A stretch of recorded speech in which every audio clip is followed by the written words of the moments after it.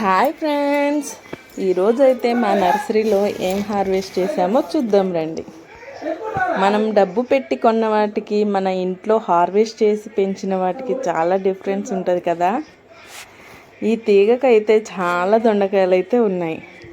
బాలింతలు లేక ఫీడింగ్ ఇచ్చే మదర్స్ దొండకాయ తినడం చాలా మంచిది. బ్రెస్ట్ మిల్క్ ఇంక్రీజ్ అవుతుంది.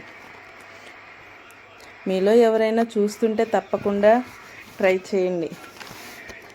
ఫైనల్గా ఇన్ని దొండకాయలు అయితే వచ్చాయి. కొన్ని మల్లెపూలు కూడా హార్వెస్ట్ అయితే చేసాం.